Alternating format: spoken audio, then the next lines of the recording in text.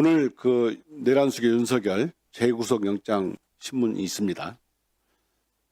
내란 우두머리가 12.3 내란 불법 기업 내란 일으킨 지 123일 만에 파면이 됐고 다시 그 구속 취소된 지 다시 123일 만에 다시 영장이 청구되고 있습니다.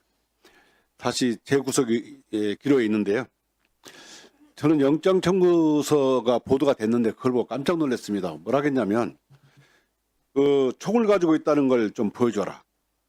경찰은 니들이 총을 갖고 있는 걸 보여주기만 해도 두려워할 거다.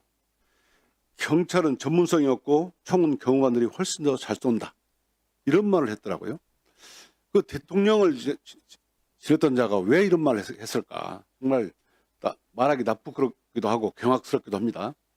저는 왜 이런 말을 했을까 생각해 보니까 뒤에 믿는 구석, 정치검찰이 있었던 거 아닌가 이런 생각을 해봤습니다. 오늘 뭐 반드시 윤석열은 구속돼야 한다고 생각합니다. 저는 특검이 발족하자마자 내란 장관 김용현을 기소해서 추가 구속되게 만들고 발족하자마자 무려 20일도 안 돼서 윤석열 내란 수괴를 영장을 청구하는 걸 보고 정말 특검의 필요성을 제대로 입증했다라고 생각합니다. 그런데 검찰은 어떻습니까?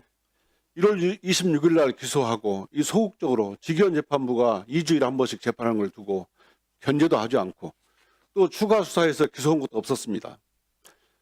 특검이 기록 본 지 며칠 만에 추가 기소하고 특검이 기록 본 지 19일 만에 20일도 안 돼서 다시 추가 기소할 정도로 쉽게 수사할 수 있는 것을 검찰은 6개월 가까이 아무것도 안 했습니다. 이런 검찰 개혁해야 하지 않겠습니까? 이 국민들의 이런 검찰을 믿고 어떻게 자기의 운명, 생명, 재산을 맡길 수 있겠습니까? 저는 정말 윤석열 검찰 정권에서 검찰 사회는 정말 심각했습니다. 김건희 무혐의 하면서도 정말 PPT 100장을 띄우면서 무혐의를 강변하는 거 4시간 동안 강변하는 걸 보고 법치주의는 죽었다, 검찰은 죽었다 했습니다.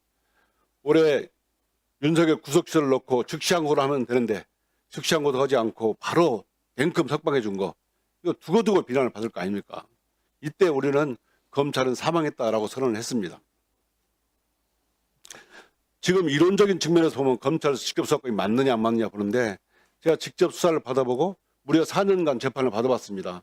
제가 내린 결론은 검찰의 직접 수사권은 주어서는 안 된다입니다. 어떤 사건이든 간에 검찰이 직접 수사함으로써 얻는 것은 확증 편향, 보고 싶은 것만 보고 듣고 싶은 것만 두고 정말 그 피고인이 피의자가 진짜 원하는 증거는 보지 않고 있습니다. 저는 스스로 검찰이 개혁할 운명을 스스로 자초했다라고 생각합니다. 오늘 민주당에서 발의한 검찰 공소청 수사청으로 분리하고 국가수사위원회를 두는 거 정말 적절하다고 생각합니다. 우리 김필성 진수님께 한번 여쭤보겠습니다. 네. 검찰개혁의 출발점이 바로 수사와 기소를 분리하는 것이 맞는데요. 우리 법안이 공소청과 중수청으로 설치하는 거잖아요. 네. 국민들도 그렇게 지금 다 받아들이고 있는 것 같습니다. 그런데 지금 그 검찰청의 검사가 약 2,300명, 네. 그죠? 수사관이 약 6,000명 정도 되지 않습니까? 그러면 공소청과 중수청이 설치가 되면 현재 검찰청에 있는 수사관 6,000명 그리고 검사 2,300명은 어떻게 배분이 될 거라고 생각을 하고 계십니까? 일단 사실 이제 전체적인 수사 수요, 예. 그다음에 공소 판단 이런 것들은 사실은 수요는 사실 총합은 일치하는 거니까요.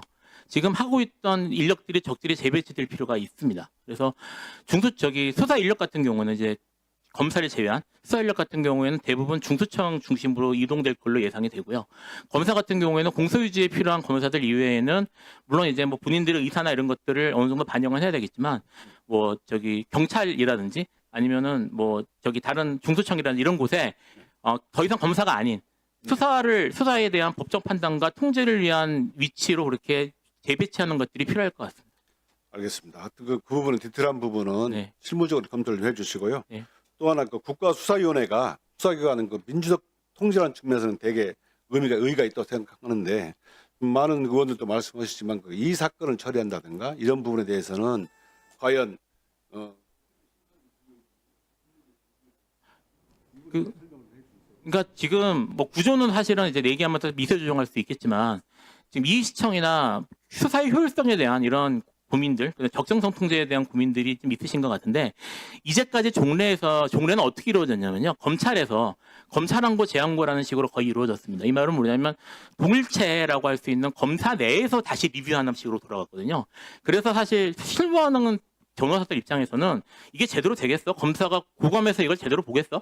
라는 식의 그런 의구심들이 실제로 계속 존재한 상태로 돌아갔습니다. 근데 현재 지금 국가수사위원회와 국가수사위원회 부서에서 좀 통제하는 국가수사 적정성을 심시하는 위원회를 두는 식으로 좀 구조가 되어 있는데 이렇게 될 경우 수사기관에서 분리되어 있는 별도의 제3의 절차에서 이거를 리뷰하게 되거든요. 그래서 오히려 절차의 적격성이나 아니면은 뭐 독직행위나 사실 여기 아까 일반 형사사건에서는 큰 문제가 없는 것처럼 말씀하셨는데 제가 경험해본 사람은 그렇지 않습니다. 일반 형사사건에서도 특히 지방 같은 경우 문제가 많았고요.